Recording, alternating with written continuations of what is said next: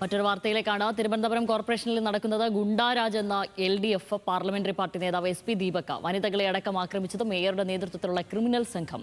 BJPക്കെതിരെ അവിശ്വാസ പ്രമേയം കൊണ്ടുവരാനുള്ള ശ്രമം അടഞ്ഞ അധ്യായമല്ല, നയപരമായ തീരുമാനമായതിനാൽ രാഷ്ട്രീയ ചർച്ചകൾ ആവശ്യമെന്ന് SP ദീപക് പറഞ്ഞു.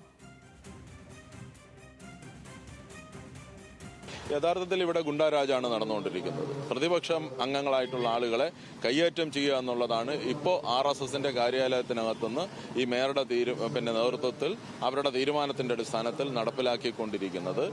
ഈ പറയുന്ന ജനാധിപത്യ വിരുദ്ധമായിട്ടുള്ള ഈ ഒരു സംവിധാനത്തെ മാറ്റുന്നതിന് വേണ്ടിയിട്ടുള്ള കാര്യങ്ങൾ ചെയ്യുക. അതിന് ഈ പറഞ്ഞതുപോലെ തന്നെ അത് പാസ്സാക്കുന്നതിന് വേണ്ടിയിട്ടുള്ള സാഹചര്യങ്ങൾ രൂപപ്പെട്ട് വരേണ്ടതായിട്ടുണ്ട്.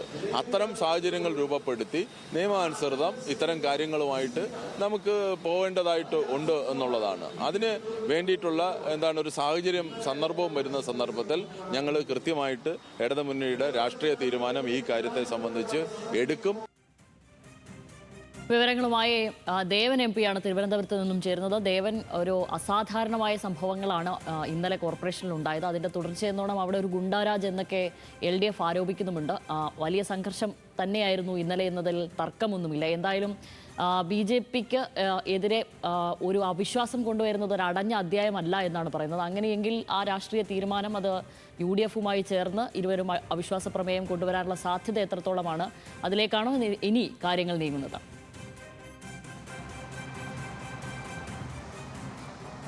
തീർച്ചയായും ശ്യാമിലി, തിരുവനന്തപുരം നഗരസഭയിൽ ഒരു വലിയ ഭരണ പ്രതിസന്ധി നിലനിൽക്കുന്നുണ്ട് എന്നാണ് പ്രതിപക്ഷ പാർട്ടികളായിട്ടുള്ള LDFും UDFും ഒരേപോലെ ആരോപിക്കുന്നത്. അതിന്റെ അടിസ്ഥാനത്തിലാണ് കഴിഞ്ഞ ദിവസം അടിയന്തരമായി കൗൺസിൽ യോഗം വിളിച്ചു ചേർക്കാനായി ഇരു മുന്നണികളും ആവശ്യപ്പെട്ടിട്ടുണ്ടായിരുന്നത്. പക്ഷേ കൗൺസിൽ യോഗത്തിൽ നടന്നതാകട്ടെ അത്യന്തം നാടകീയമായ സംഭവവികാസങ്ങളുമാണ്. പ്രത്യേകിച്ചും BJP കൗൺസിൽ അംഗങ്ങളും ഒപ്പം തന്നെ UDF കോൺഗ്രസ് അംഗങ്ങളും തമ്മിൽ പരസ്പരം ഏറ്റുമുട്ടുകയും അതൊരു വലിയ സംഘർഷത്തിലേക്കും കയ്യാങ്കളിയിലേക്കും കടക്കുന്ന ഒരു സാഹചര്യം ഉണ്ടായിരുന്നു.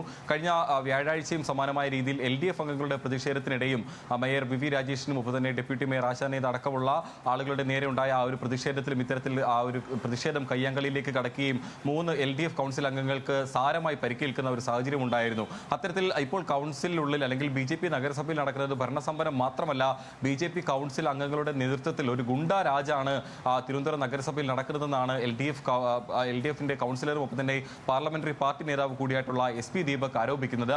ഇതിന്റെ അടിസ്ഥാനത്തിൽ ഒരു വലിയ ഒരു ജനകീയ പ്രക്ഷോഭം, ജനങ്ങൾക്കിടയിൽ ഒരു ബോധവൽക്കരണം നടത്തിക്കൊണ്ട് തന്നെ BJPക്ക് എതിരായിട്ടുള്ള ഒരു പ്രത്യക്ഷ സമരത്തിലേക്ക് കടക്കാൻ കൂടിയാണ് ഇപ്പോൾ LDFിന്റെ തീരുമാനം. മറ്റൊന്ന്, ഈ നഗരസഭയിൽ അവിശ്വാസ പ്രമേയം കൊണ്ടുവരുന്നതുമായി ബന്ധപ്പെട്ട കാര്യമാണ്. കഴിഞ്ഞ ദിവസം UDF ഇത്തരത്തിൽ BJPക്കെതിരെ അവിശ്വാസ പ്രമേയം കൊണ്ടുവരുമെന്നുള്ള ഒരു സൂചനയൊക്കെ ഉണ്ടായിരുന്നെങ്കിലും അവസാന നിമിഷം പിന്മാറുന്ന ഒരു സാഹചര്യമായിരുന്നു ഉണ്ടായത്.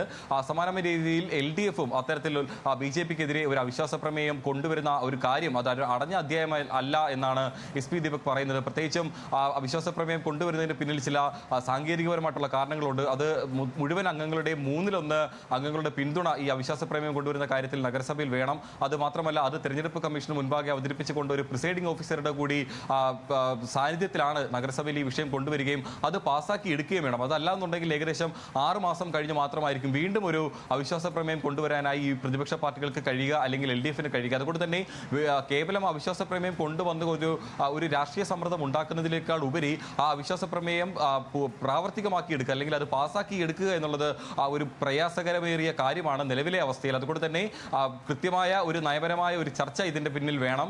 അത് മറ്റു മുന്നണികൾ UDF മുന്നണികളുമായി മാത്രമല്ല, നഗരസഭയിൽ സ്വതന്ത്ര അംഗങ്ങൾ, അത് സ്വതന്ത്രരായി ജനിച്ചു വന്ന നിരവധി അംഗങ്ങളുണ്ട്, അവരുടെ കൂടി പിന്തുണ ഇക്കാര്യത്തിൽ ആവശ്യമുണ്ട്. അതുകൊണ്ട് തന്നെ വ്യക്തമായ ഒരു രാഷ്ട്രീയ ചർച്ച ഇതിന്റെ പിന്നിൽ ഉണ്ടായിരിക്കും. ആ ചർച്ചകളുടെ കൂടി അടിസ്ഥാനത്തിലായിരിക്കും ഒരുപക്ഷെ LDFിന്റെ നേതൃത്വത്തിൽ BJP ഭരണസമിതിക്കെതിരെ ഒരു അവിശ്വാസ പ്രമേയം കൊണ്ടുവരിക എന്നുള്ള കാര്യത്തിലേക്ക് കടക്കുക.